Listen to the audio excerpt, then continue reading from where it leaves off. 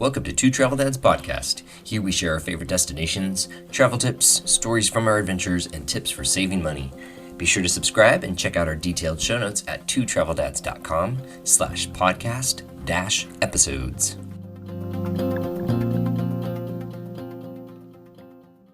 Hey, welcome back to another episode of Two Travel Dads Podcast. I am Rob, and we are so lucky to have one of our favorite repeat guests back. Kelly, hey. Hi, how's it going? Oh, lovely. I think last time that we recorded a podcast together, we talked about best buddy travel and how much we value that and how all the good it does for us. And we're the luckiest. We got to do another trip together. I know, it was fantastic as usual. So I think we should just talk about that and talk about the fun we had and what we kind of saw and kind of what we learned about. We went to Arizona in December, which was shocking, very cold. But no people, and that was really nice. No offense, people, but we travel and there's no lines, no waiting. The staff is happy to be there and happy that you're there because if you're not there, they don't make any money. And we've worked in hospitality, so we know that to be true. But yeah, it was great because it's when it starts to get a little chillier, and so and the kids are back in school, so I would highly recommend going this time of year. Long way to say that. Yeah, no, I fully agree, especially so for our Arizona trip, what we did was we met in Phoenix because, that's where you start. If you're flying from anywhere, that's easy to get to. And there's a new route from Jacksonville to Phoenix. So for me, it's a one-stop shop, which is awesome. Yeah. Hey, how was your flight home? It was delayed. No, I was late. Came in late. We had been in the bar area in Phoenix, so I was ready to just kind of take a nap. So got on the plane, and then it was delayed. And so I missed my connection to Maine by 10 minutes, unfortunately, at midnight in Newark, New Jersey. And so not much was available. And Newark's huge, so there's plenty of people still out and about to answer questions and stuff. But I was totally ready to go to bed. And so I found myself needing to find a hotel and a way to get to the hotel, and then obviously book another flight for the following day. So did they not take care of that for you? No, nothing was taken care of for me. United. United, that's why. Yeah. So unfortunately, yeah, I think United used to be a lot better, but my experience this time was low. But I think they are going to reimburse me for the hotel. Hopefully the taxi. I know there's a shuttle that I could have taken, but it was getting close to 1 a.m. and my body just will fall on the ground and fall asleep. I feel like if I get much past midnight. So I was like, let's just get a taxi. And I got totally, and be aware of taxis. The taxi drivers I've had in the last year on our travels have been scary, actually. So it was $40 to go maybe 5 minutes. Oh. And time of night, I was just going to do it. I know there was a shuttle I could have found, but it was like a gate A, B, and you have to take a tram. And I wasn't feeling it. So I was like, fine, I'll just get a taxi. How bad can it be? That guy had a very scary attitude, just bad, like growling at me almost. And then at the end of my 5-minute drive for $40, he asked if he could have a tip too. And I gave him $1 because in Boston, and I didn't tip the guy, he got violent with me and scared me, and it was late at night, and I was scared. So just a little note there. I'm a strong person, and I don't think that I'm going to get hurt or attacked. But I think if you're not kind of, in your strength when you're traveling, you can feel extra vulnerable. So I would just say heads up for taxi drivers, because I think they're aggro because there's Uber now. I don't know, but that was my last two experiences. That's interesting. And that's not where I thought you were going to go with that. I thought you were just going to say, I got delayed and missed my flight and had to rebook. But wow, that's the whole side of the story I hadn't had yet. That's fascinating. TMI, maybe you can edit it out. But no, just, that's we're talking about travel that's details. Happening. Wow. Yeah.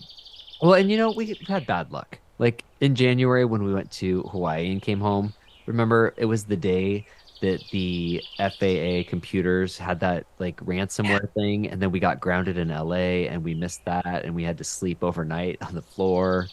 Yeah. We There's some of that involved in travel, and we don't really, but I think we should because it's the reality of traveling nowadays. As it is a little less expensive, I think that's great. I think travel has become more accessible. There's more carriers, and so they have more competition, so the prices are more affordable, especially if you can plan like 3 to 4 months out. I find that is helpful. um, but yeah, so That's interesting. Yeah. yeah, Well, thank goodness we had a wonderful week beforehand. yeah, exactly. But yeah, so back to where I was going with that was that we we both flew into Phoenix and it was delightful to get to see each other there, and I did a little grocery shop beforehand, so we had yummy snacks. And then we headed to the Grand Canyon, which Yeah. was marvelous. And I think you said you'd been to the Grand Canyon such a long, long time ago, like 20 plus years ago, and that was last time I was there too. Yeah, no, and it was barely a visit. It was just a stop off at the edge for a minute, compared to what we did, where we stopped off at every single pull off point of the southern rim of the Grand Canyon, if I'm not mistaken. Every single viewpoint on the South Rim from one end of the national park to the other, we hit every single one, including little ones that were just like pullovers. We absolutely knocked it out of the park. And I feel like there was enough variation between each viewpoint that it was completely worth it to stop at each one. Well, let me just backtrack just a tiny bit here and say, so you pick me up from the airport in the favorite rental car that we get every time, no matter where we are, no matter the Our temperature. standard rental car. The Ford Mustang convertible, baby. It was super fun. And then you hand me my It is funny. itinerary. That has really become our standard. Oh yeah, I'm really grateful because I love convertibles, and we've learned that you can just roll up the windows and turn on the heat a little bit, not all the time. For all the people losing their minds out there, our husbands included, don't ever do that. We're such rebels, aren't we? Yeah, we are. So I get my itinerary, and it has an envelope with it. And the itinerary literally goes, it's small. What is the font? 10? And it's from top to bottom on an 8.5 by 11 sheet of paper from 6 a.m. to 8 p.m. every day that we're together, which I love. And I have to put it out there as someone in wellness for people who are nervous to travel. I know a lot of people are just getting back into travel. Make a very tight itinerary. It makes you feel safe. It makes you feel like you're maximizing your time and your money. And I love that Rob takes care of that because I'm a good flower. And as you can tell by these podcasts, I get off on a tangent and he's got to rein me in. I'm like that with a string too. So it's really helpful when you have that almost minute to minute itinerary. And then On this one, I tried to be a little bit more loose than normal. no, I think traveling together you have loosened up a little bit because I need to go a little slower and take some rest breaks and also sit and actually absorb the energy of an area as well. Which you do when you're hiking around too, but if you actually just sit and listen sometimes, which we did get some time to do, it's even more you can get more out of it, I think. So anyway, so we got together in Phoenix and we headed north towards the Grand Canyon, where, as you said, there was very few people, and that was amazing. Um, on the way, we had those fun stops. That's one of the things I like about road trips in the Southwest is that there's 10 million stops you can choose to make, and most of them are totally worthwhile. So what was the first one that we stopped at was Montezuma's Castle National Monument. Amazing. Oh my gosh. Super cool. How old was it? It was like 1039. yeah, like 1,000-year-old settlement built into the cliff. And it's not as big as, Mesa Verde National Park, where you've got just amazing cliff dwellings. Or my favorite is Hoven Weep in southern Utah. We were talking about that when we were there too. But Montezuma's Castle was fascinating. It was just all these room complexes built into the cliff. Yeah, and I guess you said it was open to the public to visit until the 60s, was it? Yeah, they've got a whole display about, they specifically built a diorama to show people what it was like inside because there were too many tours going up through the 1,000-year-old mud brick structure.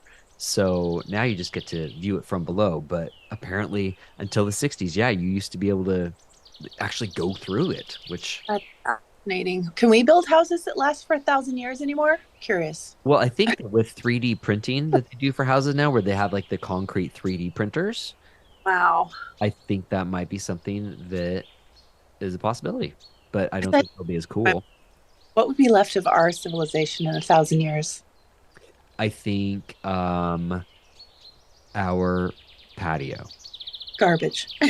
Yes, exactly. But anyways, there were Anyway, other cool places that also had other types of structures. Like the next one we went to was Tuzigoot National Monument.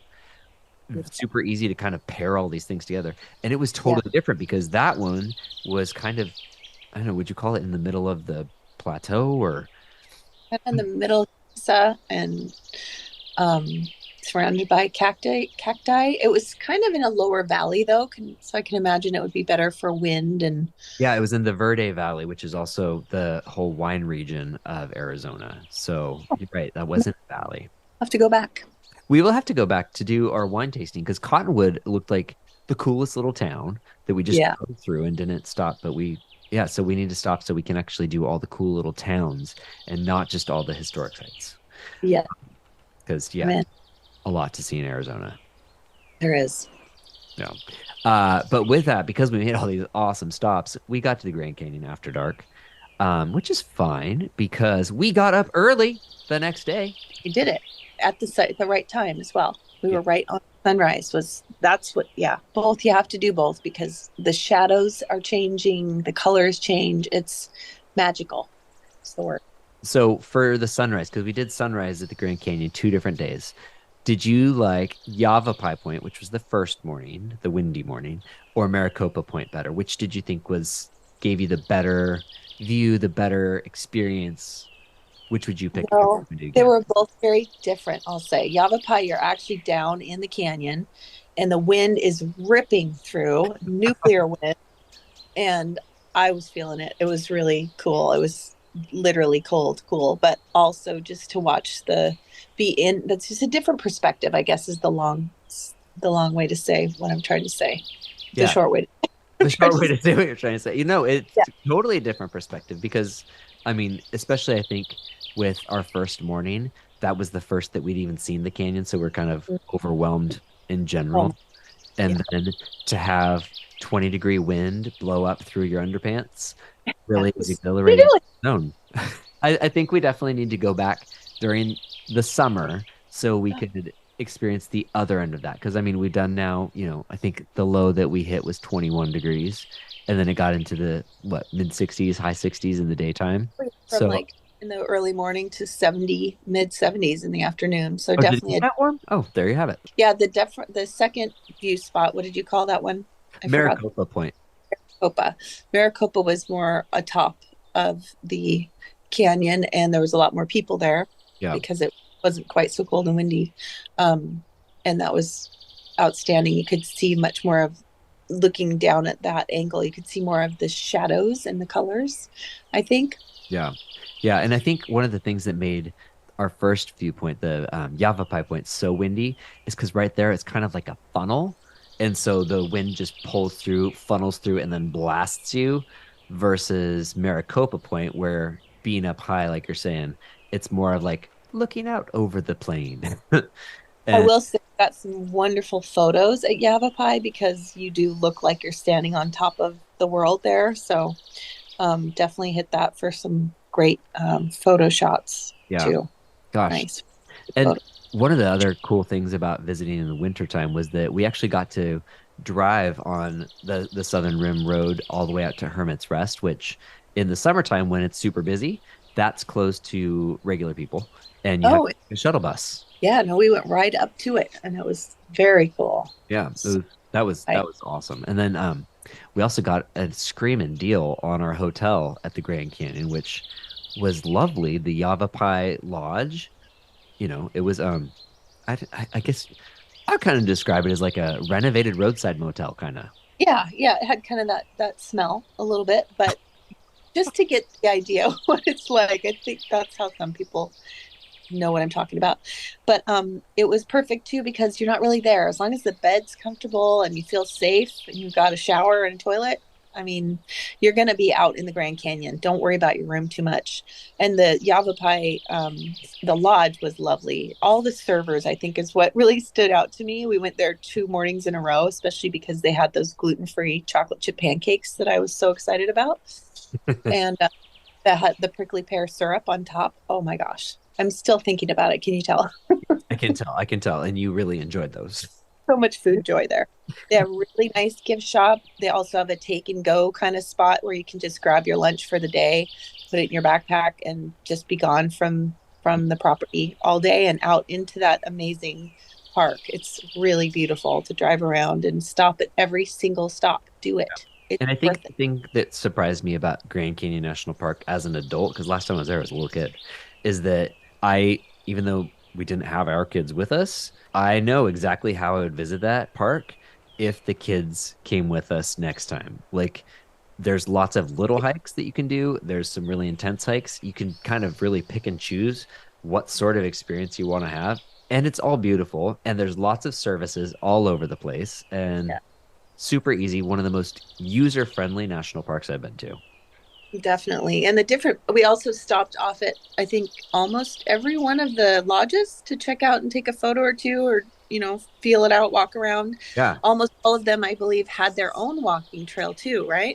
Yeah. Or you just stay right at the park. So if you're there with a grandparent or something that can't get out or doesn't want to really go crazy like a younger family does, Yeah. they can also enjoy the park. A lot of accessibility. There Mhm. was almost always an accessible part of the walk or the hike too. So I really enjoy that to see that too. Yeah, it's almost set up kind of like Disney World resorts are, where if you stay at the right one, boom, you're just like there in the action. Same thing with Grand Canyon lodges. They're just, boom, step outside and there you are.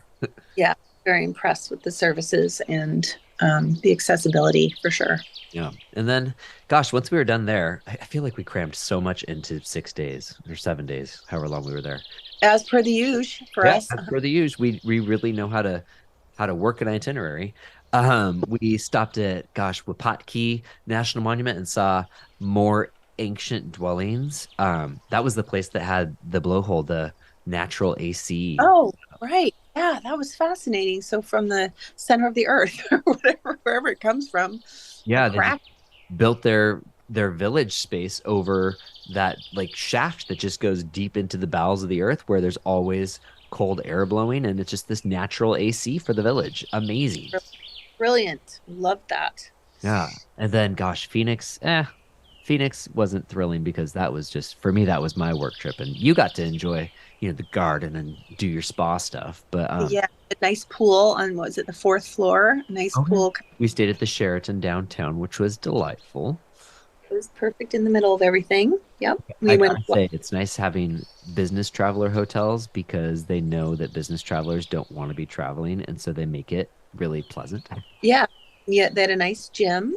And then there was some great restaurants right in walking distance. So we didn't go far from the hotel and had a great restaurant and cute bar. And then the restaurant in the hotel too was jam packed. So even if Oh, it was people don't jam-packed the whole time. have fun there, yeah. Yeah. Yeah, but it was nice to get out of Phoenix though, because then we got to go and explore new places that neither of us had ever been. Yeah. We headed southwards and we hit Casa Grande National Monument, where we learned even more about the people that used to inhabit Arizona. What you read everything there. What was it that made everybody disappear? Kind of the same things we are doing now: overpopulation and depleting their resources. Oh, that's right, because they ran out of water. Yeah. Yep. Water is a tough one to run out of. You don't want to do that. Yeah, and that's a big hot topic in Arizona. So Yeah. Yeah, it's hard. The Columbia River is I mean, sorry, the Colorado River is looking different. Is it Lake Havasu at the end, or what's the lake at the end? Lake Havasu or Lake Mead. Yeah, Lake Mead. I think they were showing the details of how it's a lot lower now. So, Yeah. yes, History repeats itself. it does. That's where you ran after the Roadrunner. Okay, so this is actually one of the highlights for me of our entire explore of Arizona was getting to see roadrunners and coyotes, just like in Looney Tunes. And there are coyotes just running around and roadrunners just running around, just meep meep everywhere they go. We And did not bugs despite our efforts. We But saw a long, rabbit. It just wasn't Bugs Bunny. it was a long-eared jackrabbit, though. That is what we were hoping to find. So it just means we've got to go back because we also need to see Yeah. Gila monsters still. Those are gonna, everyone let us know. But we have to make that note too, is everyone that we asked said you're never gonna see a roadrunner, you're never gonna see a coyote. And Exactly.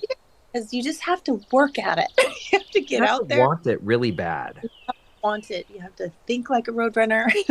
Yeah, which we did, and we went to the right places, and we saw plenty of them. We went to Picacho State Park, and immediately we saw wait, no, it wasn't Picacho State Park where we saw the Roadrunner. It was Catalina State Park. And we asked the dude, the ranger, he's like, Yeah. yeah, you're probably not going to see one. Boom. Less than 2 minutes later. Yeah. We got pictures with Bruce, the big camera. Yeah. It's around. He really gets the good shots too. I love my enormous camera lens. It has changed how I enjoy travel. Yeah, and we've got so many more pictures of these wonderful creatures that really are a big part of our travels together. Actually, we both get a lot of joy out of seeing nature succeeding and being happy and running around. And it's true what they say about getting older, how one day all of a sudden you get into bird watching. It's completely true. And if you've got a really good camera lens, it really just it makes it even more true because then you get super psyched when you see these interesting birds. And I love it. You see them better through the lens when you don't have your glasses on.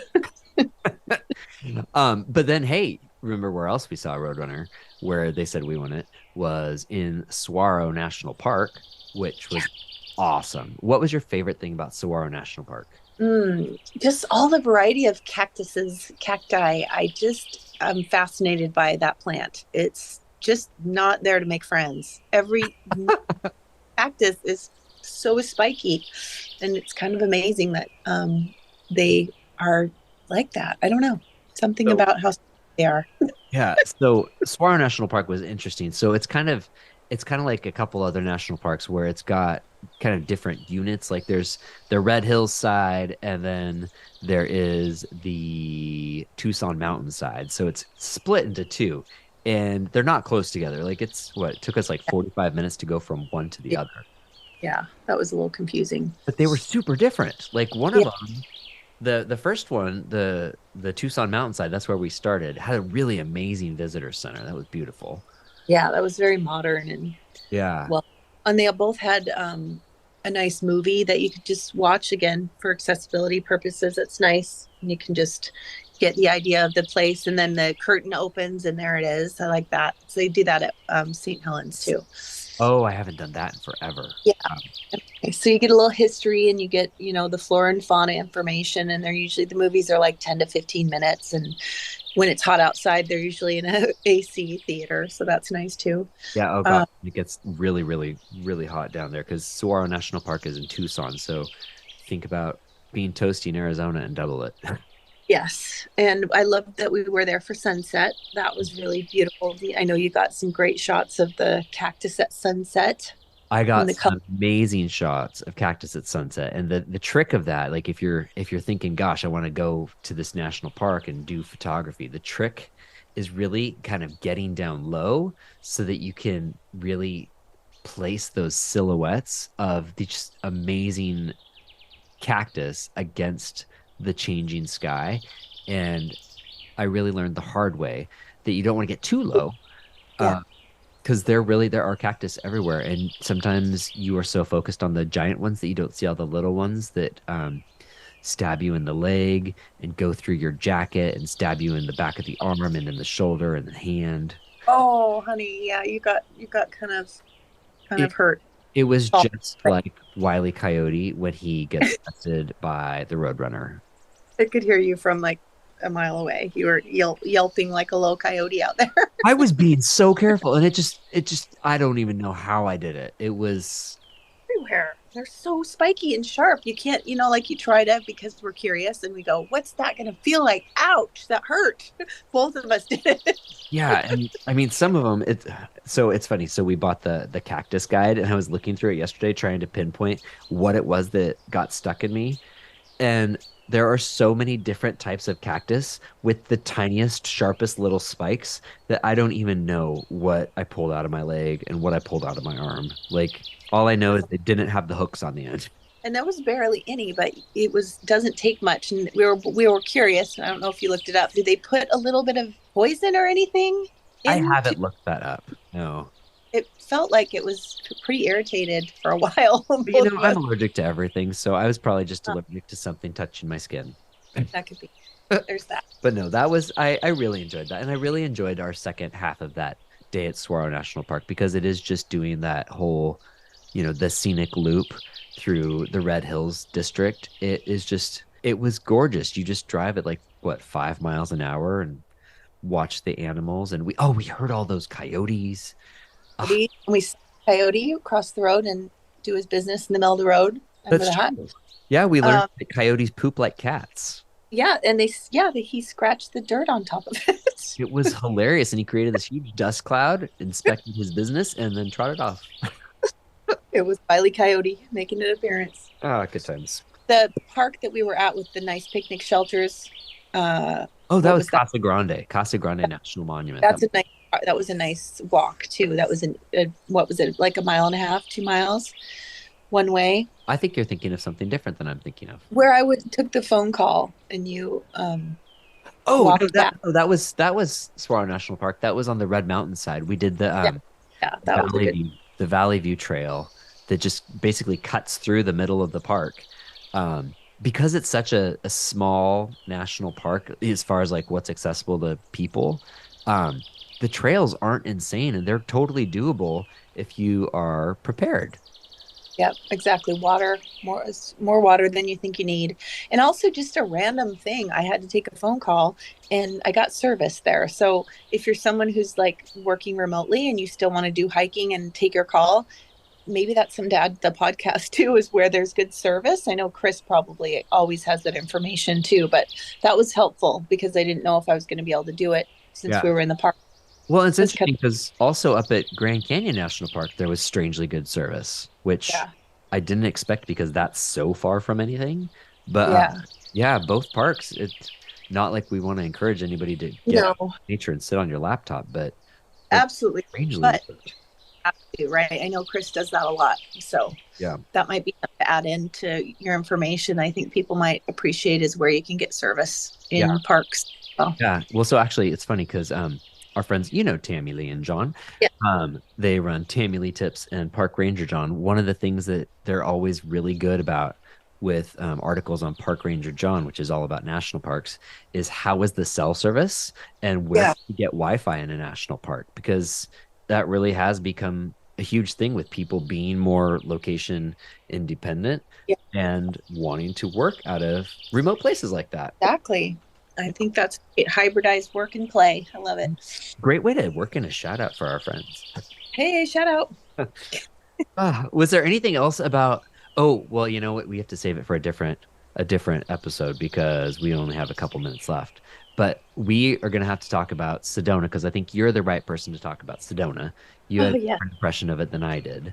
So we'll save that for another time that we can talk about our travels. Fun in Tucson, and we met a new friend in Tucson as well. Who did we meet in Tucson? Well, I guess she's new to me, Colleen. Oh, yes. And you know what? And Colleen is going to be, I think she's 3 episodes away from us chatting about some really wonderful photography stuff. And also, she's got a book coming out that we're going to talk about too. Yeah, very cool. Her other books are absolutely beautiful. She's the real deal. She was the resident artist at Acadia National Park for 4 years, and her photos are not only beautiful, but they're moving and powerful, and she's poetic in her description. So I'm just super giddy excited to make her as a new friend. So stay tuned and watch for an episode or two coming up with Colleen Minyuk in it because she's amazing. You're right. Good call. I think we kind of covered the basis of Arizona. I think what we need to do is we need to allot ourselves like a 2-hour podcast episode. Would anyone listen to us talking and giggling for 2 hours? I kind of doubt it. I love you though, but I think I would listen. Oh, chuckles. Oh, Chuckles is back. Okay. Thank you. Have a great day. Thank you for including me. As always, I'm always down. I'm your go-to gal when it comes to travel. Give me a And call. be sure, if you are just listening to us for the first time, be sure you listen to our other episodes because Kelly and I record some of my favorite episodes because we have such wonderful adventures together. So check out the podcast Roll of Everything, and we will talk at you later. Have a good day. Have a great day. Toodaloo. Two Travel Dads podcast is written and produced by Rob and Chris Taylor in St. Augustine, Florida. Check out past episodes and detailed show notes at twotraveldads.com/podcast-episodes. If you would like to be on Two Travel Dads podcast, please send us a note through our website or find out more at twotraveldads.com/work.